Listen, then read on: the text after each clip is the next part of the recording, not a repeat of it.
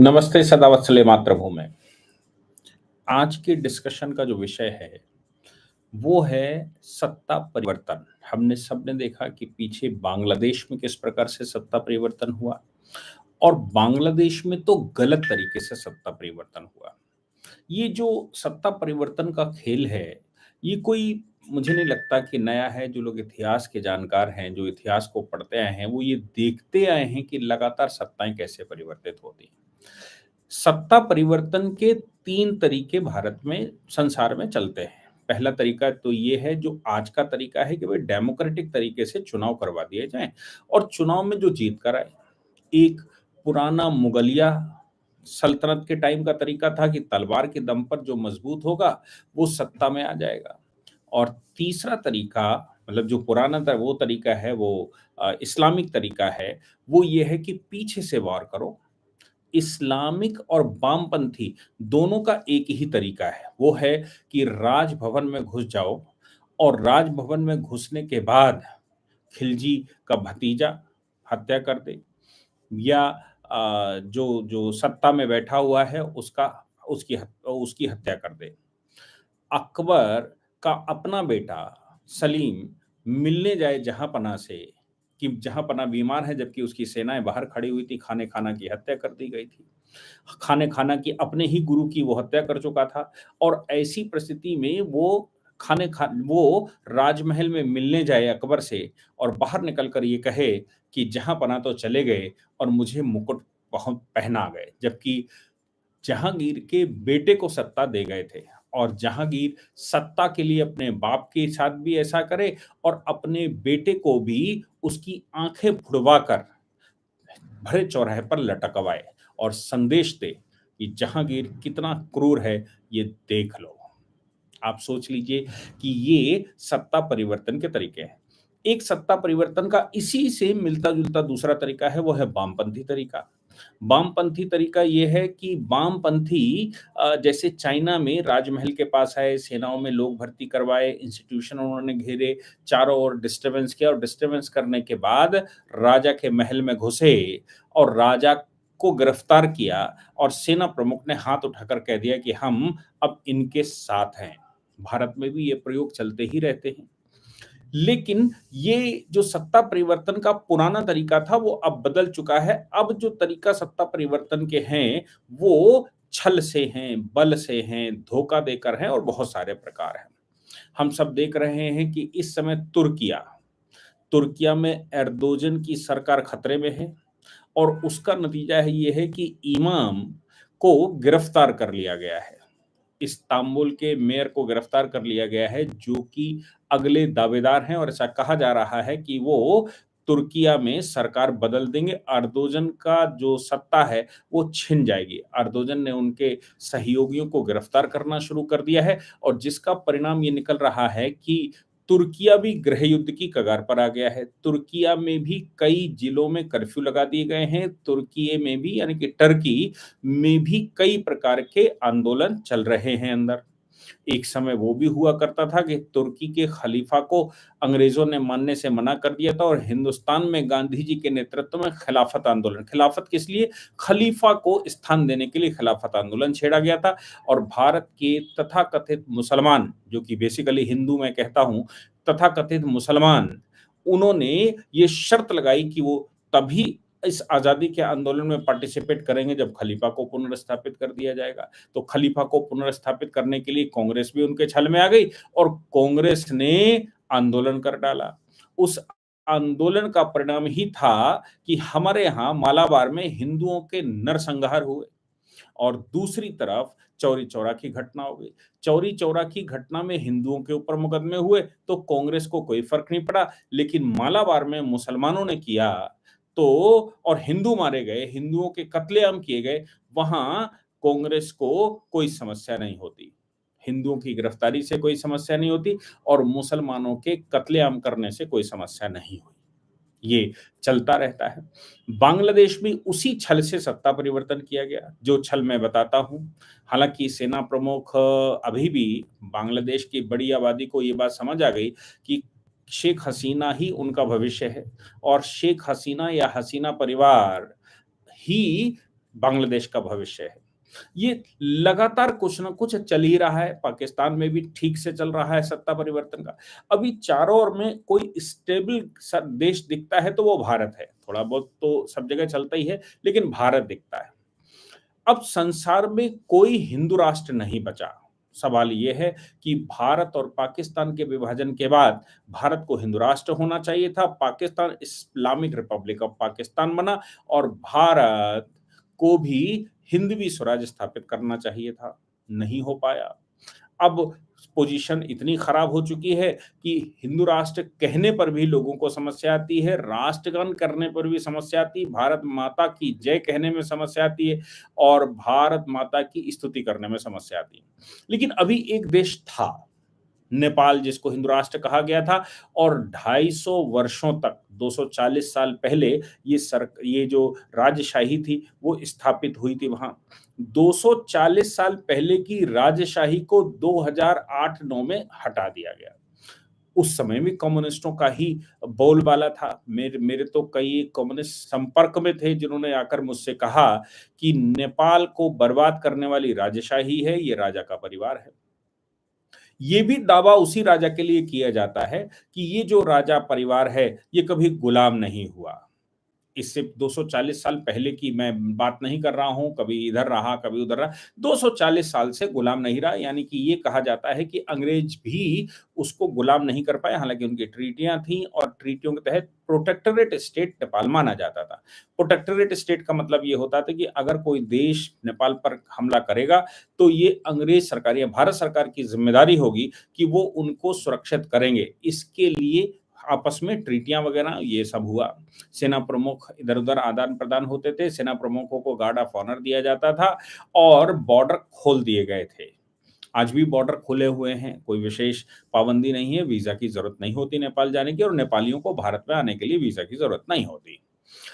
लेकिन इसी बीच में 2008 से पहले धीरे-धीरे करके ये बताया गया नेपाल के लोगों को कि नेपाल में रामायण उठाकर देखिए, नेपाल तो सरयू तक लगता है और नेपाल की ये जो भूमि है, जो भारत के पास है, ये इसी परिवार की वजह से भारत के पास चली गई। लगातार ये बताया गया कि ये नेपाल की राजशाही भारत में अधिमिलन करना चाहती थी। वो तो नेहरू जी की बलमनसाहत थी कि उन्होंने नहीं विलय किया, अन्यथा नेपाल का अस्तित्व खत्म कर दिया गया होता। अब देखिए एक बात तो समझिए, खाने को हो ना हो, काम हो ना हो, सुरक्षित हो ना हो, लेकिन एक अंदर से जो स्वतंत्रता की भावना है, वो सब में जागृत रहती है। नेपाल के लोगों में भी ये बात जागृत रही। और नेपाल के लोगों को लगा कि राजशाही हटा दी जाए तो ठीक हो जाएगा। कम्युनिस्टों ने सही से आंदोलन चलाया और नेपाल में राजशाही को जाना पड़ा। लेकिन राजशाही जाने का भी बहुत समय नहीं हुआ था। अभी तो 15-17 साल ही हुए हैं। 17 साल का परिणाम ये निकला कि कम्युनिस्ट शासन भारत से हटकर कहीं चीन की तरफ चला गया। चीन ने बहुत सारे बड़े एरिये भूभाग पर कब्जा भी कर लिया। चीन के कर्जे तले नेपाल पूरी तरह से दब गया, जबकि नेपाल में भूकंप से लेकर पानी तक की कोई समस्या आती है तो सबसे पहले भारत खड़ा होता है, क्योंकि चीन हिमालय के उस तरफ है और भारत हिमालय के इस तरफ है। भारत की बाउंड्री कंटिन्यूएशन में पड़ती है, इसलिए सुख-दुख में अगर नेपाल के साथ कोई खड़ा हो सकता है तो भारत है। लेकिन कम्युनिस्टों की समस्या ये है कि उनको हिंदुइज़्म स्वीकार नहीं होता, उनको स्वतंत्रता स्वीकार नहीं होती, उनको डेमोक्रेसी अच्छी नहीं लगती। वो तमाम तरह के तर्क और वितर्क करके ये सब काम करते तो हैं, उनको लेकिन अच्छा नहीं लगता। अब जब 15-17 साल का शासन हो गया और नेपाल के लोगों को सही से समझ में आ गया कि वाक़ई में नेपाल अब गुलाम हो चुका है। नेपाल मानसिक गुलाम हो चुका है, नेपाल इकोनॉमिकली गुलाम हो चुका है, नेपाल कहीं न कहीं, किसी न किसी प्रकार से अब चीन के खेमे में जा चुका है और चीन लगातार लूट रहा है। ऐसी परिस्थिति में नेपाल के लोगों के अंदर एक भावना भड़क रही थी। 15-17 साल में ही यूथ तैयार हो गया और उसको लगा कि राजशाही बहुत अच्छी थी और अब जो बैठे हैं वो लुटेरे हैं। इसका परिणाम ये हुआ कि नेपाल में छुट-पुट घटनाएँ तो होती थी, लेकिन कोई इस जो सत्ता है, आज की सत्ता, कम्युनिस्ट सत्ता है या जो सोशलिस्ट सत्ता है, मिली-जुली सब मिलकर खा पी रहे हैं, इनको हटाने के लिए नेतृत्व की आवश्यकता थी। नेतृत्व नहीं मिल रहा था।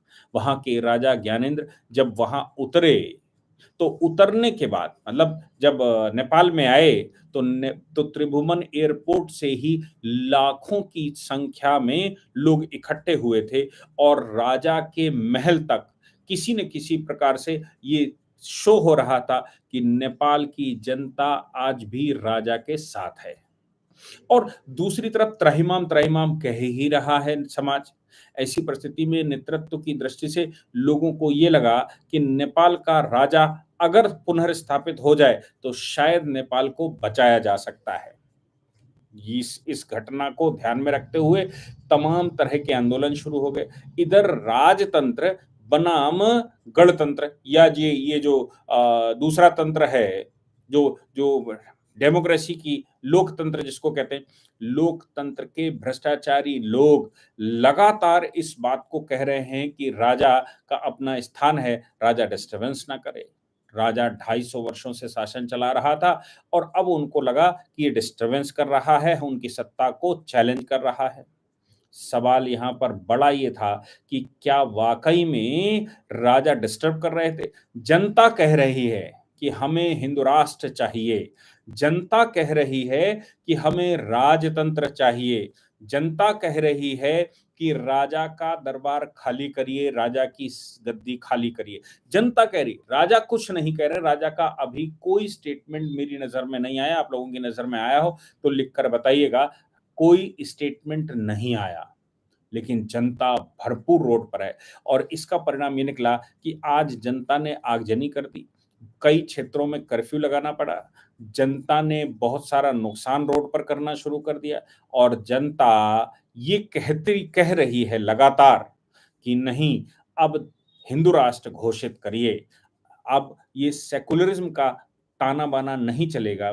तो ये आज पिछले 10-12 दिन से ये घटनाएँ लगातार बता रही हैं कि नेपाल में सत्ता परिवर्तन का समय है। अब केवल इतनी सी बात है, जब 2008 में सत्ता परिवर्तन हुआ था, तो भारत के लोग एक स्ट्रैटेजी वो ये बता रही है कि उसमें गांधी परिवार जो उस समय सत्ता का मुख्य केंद्र बना हुआ था, नकली गांधी परिवार, वो बड़ी भूमिका निभा रहा था। कुछ लोगों का कहना ये भी है कि सोनिया मैडम को वहाँ मंदिर में जाने से मना कर दिया गया था, राजीव जी के साथ जब गई थी, कुछ ऐसा लफड़ा हुआ था।